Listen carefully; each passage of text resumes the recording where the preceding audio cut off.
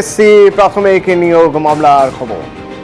আচ্ছা, এই নিয়োগ নিয়ে এত মানুষ অপেক্ষা করে রয়েছে যে এই মামলার কি হবে, মামলার ফল কি হবে। ন্যায্য অধিকার থেকে যারা বঞ্চিত তারা অধিকারের অপেক্ষায় রয়েছেন। রাজ্য রাজনীতিতে বারবার উঠে এসেছে এই নিয়োগ, সেই নিয়োগের নিষ্পত্তি, সেই মামলার নিষ্পত্তি লোক আদালতে হবে। লোক আদালতে এই মামলার নিষ্পত্তি হওয়া সম্ভব কি? অন্তত উভয় পক্ষ রাজি থাকলে লোক আদালতে এই মামলার নিষ্পত্তির কথা বলা হচ্ছে। 29শে জুলাই থেকে 5ই আগস্ট বিশেষ লোক আদালতে মামলা মিটিয়ে নেওয়ার বার্তা ক্যালকাটা হাইকোর্ট লিগাল সার্ভিসেস কমিটির। Calcutta high court legal services committee তারা কি বলছে জানবো। আমার সঙ্গে অর্ণব রয়েছেন প্রতিনিধি হাইকোর্ট চত্বর থেকে সরাসরি। অর্ণব, এই যে দুর্নীতির মামলা, এই মামলার জল সুপ্রিম কোর্ট পর্যন্ত গড়িয়েছে, এই মামলার দিকে তাকিয়ে এত মানুষ লোক আদালতে এই মামলার নিষ্পত্তির কথা বলা হচ্ছে। অর্ণবকে আমার কথা শুনতে পাচ্ছে? সম্ভবত শুনতে পাচ্ছে না অর্ণব আমার কথা। অর্ণবের সঙ্গে কথা বলবো, তবে তার আগে আপনাদের জানিয়ে রাখতে চাইবো যে এই মামলা নিয়ে দীর্ঘদিন ধরে মামলা চলেছে, মামলার শুনানি হয়েছে হাইকোর্টে, সেখান থেকে সুপ্রিম কোর্টে, এবার লোক আদালতে এসএসসি মামলা। অর্ণব রয়েছে আমার সঙ্গে। অর্ণব, আমরা যে কথা বলছিলাম যে এই মামলার গুরুত্ব কতটা গুরুত্বপূর্ণ, কত মানুষ তাকিয়ে রয়েছেন এই মামলার হিয়ারিং এর দিকে, এই মামলা থেকে কি বেরোয় সেদিকে। লোক আদালতে এই মামলার নিষ্পত্তির কথা বলা হচ্ছে, কিভাবে সম্ভব?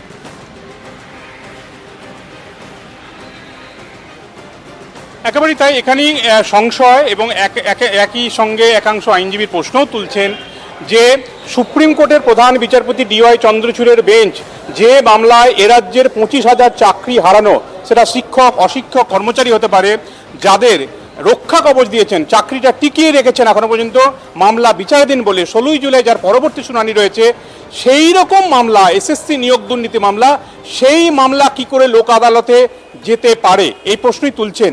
এবং এরকম কোনো বিষয় না, মামলাটা শুনানি হয়নি, কোনো নির্দেশ হয়নি, কারণ দুবার শুনানি হয়েছে। সুপ্রিম কোর্টের প্রধান বিচারপতি তিনি রক্ষা কবচ দিয়েছেন এবং 25,000 জনের চাকরি কিন্তু আপাতত হাইকোর্টের নির্দেশ থাকলেও বাতিল হয়নি। এবং 16ই জুলাই সেক্ষেত্রে কতটা কারচুপি রয়েছে সেই সংখ্যা, টেন্টেড ক্যান্ডিডেট তাদের সংখ্যা হয়তো এসএসসি জানাতে পারে, সেখান থেকে নতুন দিশা মিলতে পারে। সেক্ষেত্রে এই ধরনের মামলাগুলো কেন লোক আদালতে গেল, এই প্রশ্নই তুলছেন মূল মামলাকারীরা। এসএসসির একাধিক মূল মামলাকারী, লক্ষ্মী টুঙ্গার নাম শুনেছি, একই সঙ্গে এই পাশাপাশি যদি বলি ফায়ার অপারেটর অর্থাৎ দমকলে নিয়োগের ক্ষেত্রে দেখেছি এখানেও কিন্তু একাধিক অনিয়ম হয়েছে বলে চাকরি বাতিল করা হয়েছিল। যারা এক্সিস্টিং, যাদের চাকরি ছিল তারা চাকরি হারিয়েছিলেন, যারা চাকরি হারিয়েছিলেন তারা গেছিলেন সুপ্রিম কোর্টে এসএলপি করতে, একই সঙ্গে যারা চাকরি পেলেন না তারাও গিয়েছেন সুপ্রিম কোর্টে মামলা করতে। এই দুই জায়গাতেই কিন্তু দেখা যাচ্ছে সেখানেও লোক আদালতের নোটিশ আসছে কলকাতা হাইকোর্টের তরফ থেকে। এবং 29শে জুলাই থেকে 3রা আগস্ট পর্যন্ত দেশ জুড়ে বিশেষ লোক আদালত ক্যাম্পেইন হচ্ছে। দীর্ঘদিনের ঝুলে থাকা মামলাগুলো দ্রুত নিষ্পত্তির জন্য লোক আদালতের একটা চেষ্টা হচ্ছে, উদ্যোগ মহৎ। কিন্তু যে এসএসসির মামলার এত গুরুত্ব, সেই এসএসসি মামলা কি করে পৌঁছয়? যেখানে নিয়োগে দুর্নীতির প্রশ্ন, ফায়ার অপারেটর দমকলের মামলা, সেখানে কি করে পৌঁছয়? প্রাথমিক নিয়োগ দুর্নীতি মামলা যেখানে সুপ্রিম কোর্ট নির্দেশ দিয়েছে। সঙ্গে থাকো, আমরা একবার কথা বলি। আইনজীবী বিকাশ রঞ্জন ভট্টাচার্য আমার সঙ্গে ফোনে রয়েছেন। বিকাশ রঞ্জন বাবু, লোক আদালতে এসএসসি মামলা, ক্যালকাটা হাইকোর্ট লিগাল সার্ভিসেস কমিটির সচিবালয় থেকে নোটিশ দেওয়া হয়েছে যে লোক আদালতে মীমাংসায় ইচ্ছুকদের একটা তালিকা তৈরি করা হোক। শুনুন, এইগুলো কোনো বিষয় না। সুপ্রিম কোর্ট কোনো মামলার গভীরে গিয়ে বিবেচনা করে না, ওরা সব মামলায় লোক আদালতে পাঠিয়ে দেয় যে মিটিয়ে দেওয়া যায়। এর সঙ্গে এসএসসি মামলা যে সুপ্রিম কোর্টে ডিসাইড হবে, লোক আদালত কখনো আইনের ব্যাপারটা বিচার করতে পারে না। এখানে আইনের সমস্যা আছে, তো সুতরাং ওটা ওরা পাঠিয়েছে প্রথাগতভাবে, আর কিছুই হবে না। বিকাশ রঞ্জন বাবু, কোথাও কি মনে হচ্ছে যে মামলার গুরুত্ব কোথাও কমে যাচ্ছে কি লোক আদালতে পাঠালে? লোক আদালতে পাঠায় সব মামলায় যদি আপসে মিটে যায়, এটা তো আপসে মেটার মামলা নয়। সুপ্রিম কোর্ট তার সেসব বিচার করে পাঠায়নি, ওরা ওদের যা যেটা থাকে এই সব মামলা পাঠিয়ে দাও, সেভাবে পাঠিয়েছে, আর কিছুই না। ঠিক আছে, ধন্যবাদ। আইনজীবী ফিরদৌস শামীম, মামলাকারীদের আইনজীবী, তার বক্তব্য শুনবেন। সুপ্রিম কোর্ট আগামী 29শে জুলাই থেকে 3 আগস্ট পর্যন্ত একটা স্পেশাল লোক আদালত সেটা কন্ডাক্ট করতে যাচ্ছে। যারা এই স্কুল সার্ভিস কমিশনের মামলা করেছিল তাদেরকে নোটিশ দিয়েছেন। এটা হচ্ছে প্রি কনসিলেশন সিটিংয়ের জন্য নোটিশ, অর্থাৎ তারা যদি এগ্রি করেন তাহলেই সেটা লোক আদালতে লিস্টিংয়ের জন্য পাঠান। এই ধরনের মামলা যেখানে হিউজ ইনভলভমেন্ট আছে, করাপশনের, লোক আদালতের অ্যাডজুডিকেশনের বিষয় নয় এবং লোক আদালতের মাধ্যমে এটা নিষ্পত্তি হওয়ারও বিষয় নয়। এই শুধু এই মামলা নয়, school service commission, auxiliary fire operator আর অন্য মামলাগুলো তারাও নোটিশ পেয়েছেন। যারা এগ্রিড হবেন না তারা সেখানে যাবেন না, প্রাথমিকের ক্ষেত্রে পাঠাবো। প্রতিনিধি অর্ণব আমার সঙ্গে রয়েছে। অর্ণব, আমরা ফিরদৌস শামীমের বক্তব্য শুনলাম, বিকাশ রঞ্জন ভট্টাচার্যের বক্তব্য শুনলাম, যেখানে বিকাশ রঞ্জন ভট্টাচার্য বলছেন যে সব মামলাই একবার লোক আদালতে পাঠিয়ে দেওয়া হয়, যাতে মীমাংসা যদি নিজেদের মধ্যে হয়ে থাকে তাহলে সেটা তার চেয়ে ভালো আর কিছু হয় না। কিন্তু এখান থেকেই আমার তোমার কাছে প্রশ্ন থাকবে যে যেখানে এত হাজার হাজার মানুষ অপেক্ষা করে রয়েছেন যে এই মামলার নিষ্পত্তির জন্য, সত্যি কি তারা মীমাংসা করতে প্রস্তুত থাকবেন বলে মনে হয় তোমার? তুমি তো দীর্ঘদিন ধরে হাইকোর্ট চত্বরে দেখছো যে মামলাকারীরা পর্যন্ত যাদের নোটিশ পাঠানো হয়েছে, মূল মামলাকারী বা মামলাকারীদের, অন্তত নিয়োগ দুর্নীতি মামলা প্রশ্নে এসএসসি প্রাথমিক বা ফায়ার অপারেটর দমকলে নিয়োগ, প্রত্যেকেই রিফিউজ করছেন রিকনসিলিয়েশনে, অর্থাৎ তাদের সম্মতি জানাতে। এবং এক্ষেত্রে তুমি একটা তথ্য দিয়ে রাখি, সুপ্রিম কোর্টে সব মামলায় পাঠিয়ে দেওয়া হয় এরকম যে তথ্য, এটা স্বাভাবিকভাবে 10,000 মতো মামলা সুপ্রিম কোর্টে বিচারাধীন রয়েছে এবং ঝুলে রয়েছে মামলা, বিচার চলছে, সেটাকেও নিষ্পত্তি করার জন্য এই ধরনের উদ্যোগ নেওয়া হয়েছে। কিন্তু যেটা খুব ইন্টারেস্টিংলি 2022 সালের নভেম্বর মাসে আমাদের রাজ্যের ডিএ, সরকারি কর্মচারীদের ডিএ মামলা, সে মামলা শুনানি বারবার পিছোচ্ছে, কিন্তু ডিএ মামলার ক্ষেত্রে কিন্তু কোনো এখনো পর্যন্ত লোক আদালতে নোটিশ পাঠানো হয়নি রিকনসিলিয়েশনের জন্য। কাজে ডিএ মামলার জন্য এখনো পর্যন্ত লোক আদালতে পাঠানোর নোটিশ নেই। অথচ নিয়োগ দুর্নীতি মামলা, যার 16 তারিখে এসএসসির ক্ষেত্রে শুনানি রয়েছে প্রধান বিচারপতির বেঞ্চে, এখানেই কিন্তু সংশয় প্রকাশ করছেন অনেকে, তাহলে কি কোথাও একটা সমন্বয়ের অভাব রয়েছে যে কোন মামলা দ্রুত নিষ্পত্তির জন্য সুপ্রিম কোর্ট ভাবছে সেটার ক্যাটাগরিজেশন অর্থাৎ সেগুলো পৃথকীকরণ করা গেল না। এটা নিয়েও কিন্তু আইনজীবীদের একাংশ সরব, একই সঙ্গে মামলাকারীরাও সরব। ধন্যবাদ অর্ণব, সঙ্গে থাকো। আরো একটি গুরুত্বপূর্ণ খবর হাইকোর্ট চত্বর থেকে, আরো একটি গুরুত্বপূর্ণ খবর, সেই খবরেরও আপডেট আমি নেব অর্ণবের থেকে। সেলিব্রিটি ক্রিকেট লিগ, সেই ক্রিকেট লিগে প্র্যাকটিসের জন্য রবীন্দ্র সরোবরে প্র্যাকটিসের জায়গা দেওয়া হয়েছিল কেএমডি এর তরফে। কেএমডি যে সুযোগ দিয়েছিল তাদের সেলিব্রিটি ক্রিকেট লিগে প্র্যাকটিসের জন্য, সেই সুযোগ এখন আর পাবে না সেলিব্রিটি ক্রিকেট লিগ। তার কারণ রবীন্দ্র সরোবরে তাদের প্র্যাকটিস সেলিব্রিটি ক্রিকেট লিগ বন্ধ করে দিল কলকাতা হাইকোর্ট। কেন, কি পর্যবেক্ষণ হাইকোর্টের জানবো। অর্ণব রয়েছেন আমার সঙ্গে। অর্ণব,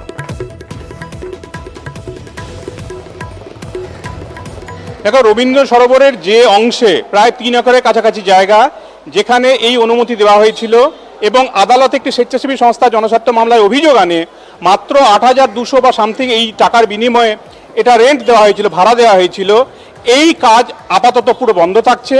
হাইকোর্ট স্থিতাবস্থা বজায় রাখার নির্দেশ দিয়েছে, 25শে জুলাই পর্যন্ত সেটা থাকবে। অর্থাৎ ওই মাঠের কোনো চরিত্র, রবীন্দ্র সরোবর যেটা জাতীয় লেক, তার কোনো রকম চরিত্র বদল করা যাবে না। এবং যেখানে সেলিব্রিটি ক্রিকেট লিগ বা তাদের উদ্যোগে অন্য কিছু যাই হোক না কেন, মাঠে কোনো কিছু করা যাবে না যতক্ষণ না কোন পদ্ধতি মেনে কেএমডিএ এই জমি দিয়েছে ভাড়া হিসেবে, তার পদ্ধতি কি সেটা হলফনামায় আদালতকে সন্তুষ্ট করছে। এবং আদালত যদি সন্তুষ্ট হয় তাহলে এই বিষয়টার পরে হয়তো ভবিষ্যৎ নির্ধারিত হবে। কিন্তু আপাতত এখানে সেলিব্রিটি ক্রিকেট লিগ বা এই লিগকে ঘিরে অন্য কিছু যদি করা হয় সেগুলি বন্ধ থাকছে হাইকোর্টের প্রধান বিচারপতি টি.এস. শিবাগ্নাম এবং বিচারপতি হিরণময় ভট্টাচার্যের ডিভিশন বেঞ্চের অন্তর্বর্তী নির্দেশে। অতনু,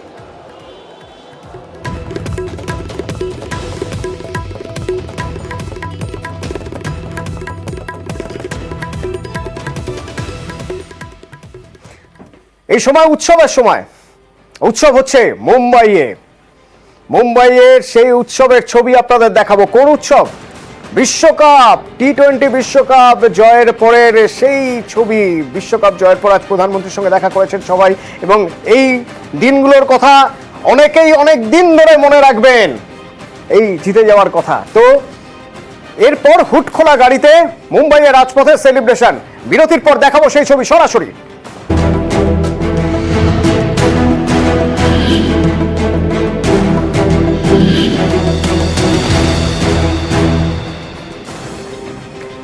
ঝাপসা অস্পষ্ট দেখছেন চোখে, তার জন্য কেন দেখছেন না চোখে ছানি পড়েছে বলে।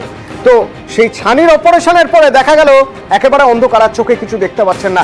এক নয়, দুই নয়, 25 জনের সঙ্গে ঠিক এরকম হলো মেটিয়াবুরুজে সুপার স্পেশালিটি হাসপাতালে চোখের ছানি অপারেশনের পর। কিভাবে তার রিপোর্ট জমা পড়েছে, কিভাবে হয়েছে তার রিপোর্ট জমা পড়েছে, কি রয়েছে ওই রিপোর্টে, অভিজিৎ প্রতিনিধি আমার সঙ্গে রয়েছেন, বলতে পারবেন সরাসরি। অভিজিৎ, শহর কলকাতায় এরকম ঘটনা বিরল যে 25 জন ছানি অপারেশনের পরে চোখে অন্ধকার দেখছেন, কিভাবে হলো? হাসপাতাল তো সুপার স্পেশালিটি হাসপাতাল।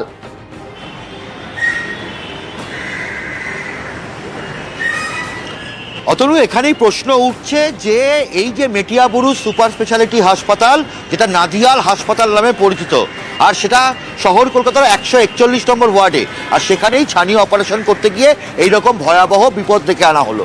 যদিও যে তদন্ত কমিটি গঠন করা হয়েছিল সেই তদন্ত কমিটি তার প্রাথমিক রিপোর্ট আজ স্বাস্থ্য ভবনে পাঠিয়েছে, এবং সেই রিপোর্টে জানানো হয়েছে, প্রাথমিক রিপোর্টে, যে এই নাদিয়াল হাসপাতালের অপারেশন থিয়েটার থেকেই ছড়িয়েছে সংক্রমণ।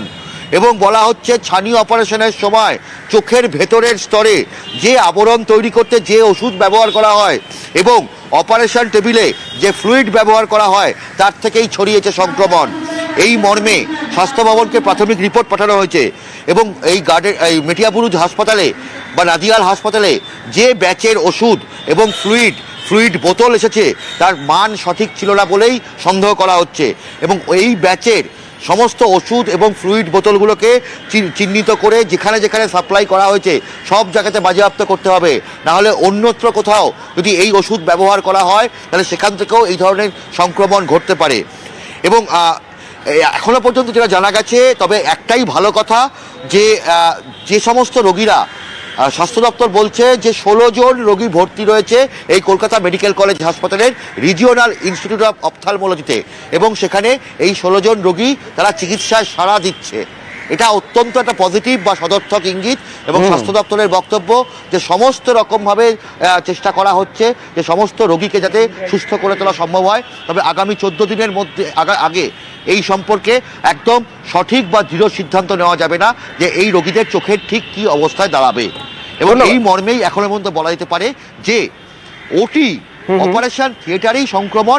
এটা কিন্তু একদম পরিষ্কার বার্তা, অপারেশন থিয়েটার থেকেই সংক্রমণ, যে সংক্রমণের ফলে 25 জন ছানি অপারেশনের পরেও চোখে অন্ধকার দেখছিলেন। তবে ভালো খবর একটাই যে চিকিৎসায় তারা সাড়া দিচ্ছেন। জলাজমি, পুকুর, যারা পুরনো বাসিন্দা তারা মনে করতে পারছেন যে তারা একসময় দেখেছেন এখানে পুকুর রয়েছে, খাতায় কলমে সরকারি কাগজেও রয়েছে এখানে পুকুর, অথচ বিল্ডিং প্ল্যান পাস হয়ে গেল কিভাবে? আর বিল্ডিং প্ল্যান পাস হয়ে যাওয়ার পর সেখানে কনস্ট্রাকশনও হচ্ছে কিভাবে?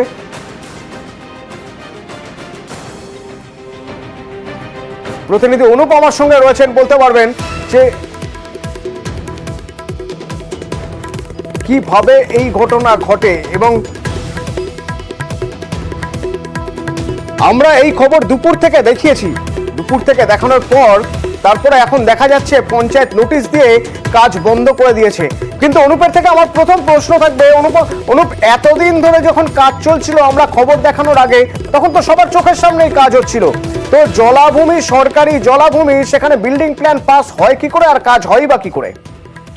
এখন এই প্রশ্নটা কিন্তু উঠছিল একেবারে নিউজ 18 বাংলায় খবরের যে এই খবর যখন নিউজ 18 বাংলায় সম্প্রচার হয় তার পরবর্তী ক্ষেত্রে দেখা গেল পঞ্চায়েতের পক্ষ থেকে নোটিশ দেওয়া হলো এবং কাজ বন্ধ করে সমস্ত নথি নিয়ে তাদেরকে একেবারে সশরীরে হাজির হওয়ার কথা বলা হলো। কিন্তু প্রশ্ন উঠছে, একটা মানুষজন বহুবার তারা কিন্তু একেবারে দাবি করেছিল যে বেআইনিভাবে জলাশয় পুকুর ভরাট করা হচ্ছে, কিন্তু কেউ কর্ণপাত করেনি। ভিডিওর পক্ষ থেকে বলা হচ্ছে তাদের লিখিত কোনো অভিযোগ নেই।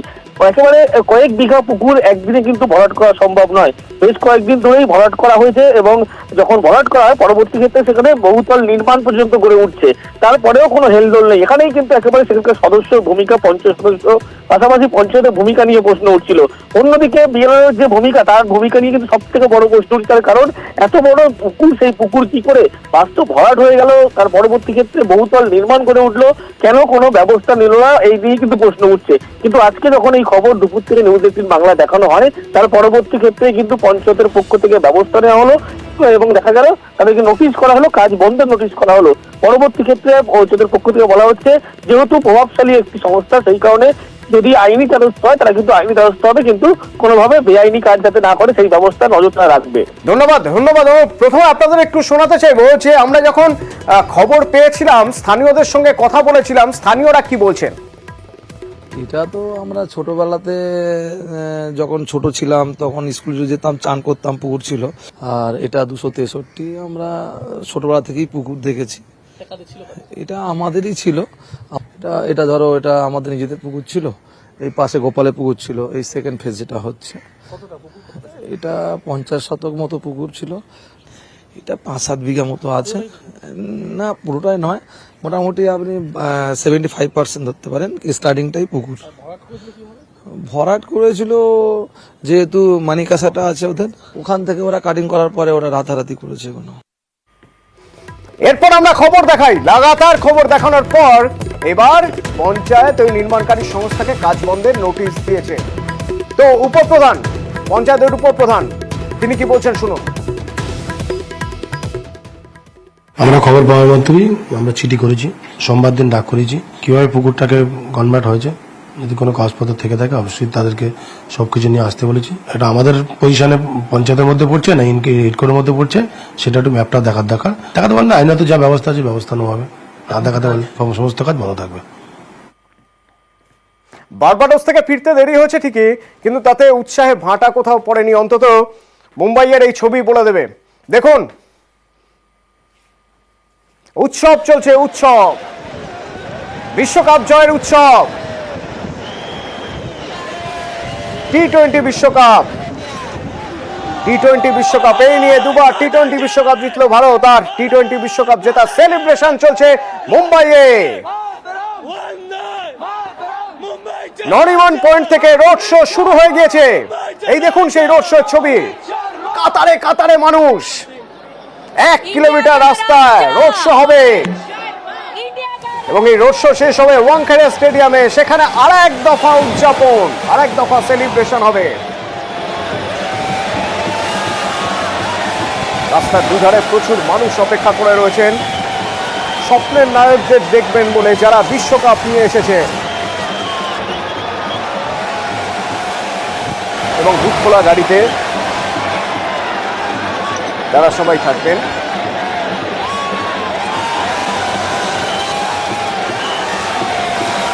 মেইন ড্রাইভ থেকে ওয়াংখেড়েতে শেষ হবে র্যালি। বিরাট পুরোহিতরা থাকবেন বুক খোলা গাড়িতে, আর উচ্ছ্বাসে ভাসছে মুম্বাই। মুম্বাই কেন, আমাদের দেশের যে কোনো শহরে হলেও বোধহয় একই ছবি হতো। এই সেলিব্রেশনের ছবির পাশাপাশি আপনাদের একটু সকালের ছবি দেখিয়ে রাখতে চাইব। প্রধানমন্ত্রী নরেন্দ্র মোদীর বাসভবনে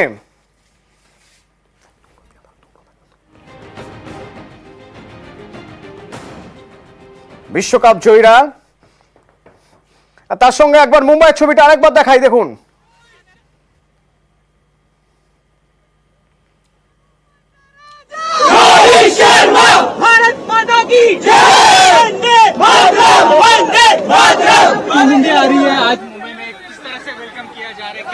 आपको दिख रहा है हम लोग कैसे वेलकम करें, हम लोग नारे लगाएंगे, हम लोग यहाँ पे कितनी भी बारिश हो कुछ भी हम यहीं पे खड़े रहेंगे। वेलकम टीम इंडिया बनाओ, सुनाई नहीं देगा आपको। Will welcome team India with Argentina का रिकॉर्ड तोड़ेंगे, एग्जैक्टली वर्ल्ड कप वाला, फीफा वाला।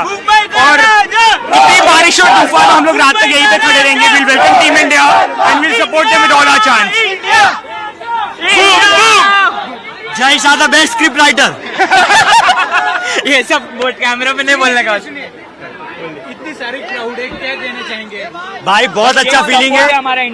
जब से इंडिया जीता है तब से यही फीलिंग था कि वापस इंडिया कब आएगा और ये परेड कब होगा, उसकी राह देख रहे थे। आज इंडिया आ रहे तो उसके लिए बहुत एक्साइटेड है। देखते हैं अभी कब इंडिया आती है और उसके लिए रुक रहे। बस बारिश भी है और इंडिया भी, टीम इंडिया आ जाए, मजा आ जाएगा। स्टेडियम के अंदर नहीं गए, क्या कहना चाहेंगे? वानखेड़े के अंदर स्टेडियम के अंदर फीलिंग कम रहेगा, यहाँ पर फीलिंग ज्यादा है। तब तो मैं छोटा बच्चा था मगर याद था। ইরান প্রতিনিধি রয়েছেন আমার সঙ্গে। ইরান, আমরা শুনতে পাচ্ছি মানুষের উচ্ছ্বাস, গর্জন, সমুদ্রের গর্জন ছাপিয়ে, আরব সাগরের গর্জন ছাপিয়ে মানুষের গর্জন, জেতার উল্লাস, উচ্ছ্বাস, সেই ছবি দেখছি, যা হয়তো ওয়াংখেড়েতে গিয়ে যার সমাপ্তি হবে, রেসটা রয়ে যাবে অনেক দিন। ইরান, একদমই দেখো, গত শনিবার রাতে বিশ্বজয় করেছে টিম ইন্ডিয়া। দীর্ঘ 13 বছর পর বিশ্বকাপ জিতেছে রোহিত বাহিনী এবং আইসিসি কোনো ট্রফি 11 বছর পর এবং 17 বছর পর টি20 বিশ্বকাপ আরো একবার জয়। 2007-এ মহেন্দ্র সিং ধোনির পর রোহিত আরো একবার বিশ্বজয় করেছে। সেই মুহূর্তের সেলিব্রেশন কিন্তু গত শনিবার থেকে শুরু হয়েছিল, যদিও আমরা জানি দুর্যোগের কারণে ভারতীয় দল আটকে পড়েছিল ওয়েস্ট ইন্ডিজের বার্বাডোসে এবং অবশেষে 105 ঘন্টার পরবর্তী সময় ওয়েস্ট ইন্ডিজ থেকে সরাসরি বিশেষ বিমান করে নিয়ে আসা হয়েছে ভারতীয় দলকে কিন্তু দিল্লিতে। আজ সকাল 6টার সময় দিল্লি বিমানবন্দরে এসে পৌঁছে ভারতীয় দল। সেখান থেকে যখন তারা বেরোন দেখা যায় ওই ভোরবেলায় মানুষের উপচে পড়া ভিড় এবং সেখানে ভাংরা নাচতে দেখা যায় ভারতীয় ক্রিকেটারদের। আমাদের অবশ্যই ছিলেন রোহিত শর্মা। সেখান থেকে হোটেলে গিয়ে কেক কাটা, পরিবারের সঙ্গে দেখা করা, বিরাট কোহলি পরিবার সেই হোটেলে অপেক্ষা করছিলেন। সেখান থেকে প্রধানমন্ত্রী বাসভবনে গিয়ে সাক্ষাৎ, প্রধানমন্ত্রীর হাতে সেই ট্রফি তুলে দেওয়া এবং প্রধানমন্ত্রীকে ইরান, এই সুযোগে তোমার থেকে একটু জেনে নেবো, যে ছবি আমরা দেখছি উচ্ছ্বাসের, সেই ছবি তো দেখছি, একটু জেনে নিতে চাইবো যে জার্সি বদল হয়ে গেল ইন্ডিয়া টিমের, এই নতুন জার্সির বিশেষত্ব। একদমই নতুন জার্সি এবং যে জার্সি প্রধানমন্ত্রী নরেন্দ্র মোদীর হাতে তুলে দেওয়া হয়েছে, সেখানে বুকে লেখা রয়েছে চ্যাম্পিয়ন আর স্টার। বিসিসিআই লোগোর ওপর দুটি স্টার, 2007 এবং 2014 দুটো বিশ্বকাপ জয়ের যে প্রতীক হিসেবে সেই স্টার থাকছে এবং বুকে লেখা থাকছে চ্যাম্পিয়ন। এবং সেই টিম প্রধানমন্ত্রীর সঙ্গে সাক্ষাতের পর এই মুহূর্তে মুম্বাইয়ে রয়েছে। মুম্বাই নরিম্যান পয়েন্ট থেকে 1 কিলোমিটার ওয়াংখেড়ের রাস্তা, যেটা সাধারণত যেতে এমনি দিনে লাগে মিনিট 10, হয়তো মনে করা হচ্ছে আজকে কয়েক ঘন্টা সময় লাগবে, কারণ উচ্ছ্বাস মানুষের মধ্যে এবং বিশ্বকাপ জয়ী এই মুহূর্তে, বিশ্বকাপ জয় যে মুহূর্তে মানুষ সেলিব্রেট করেছেন।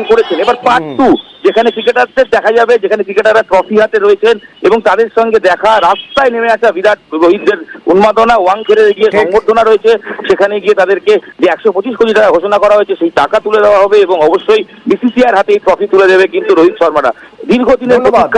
দীর্ঘদিন পরে এরকম এক উচ্ছ্বাসের সুযোগ হাতছাড়া করতে চাইবেন না কেউ এবং দর্শকও হয়তো টিভির সামনে থেকে সরবেন না সারা দেশের। তার কারণ বিশ্ব জয়, দ্বিতীয়বারের জন্য টি20 বিশ্বকাপ জয়ের উচ্ছ্বাসে ভাসছে মুম্বাইয়ের রাজপথ।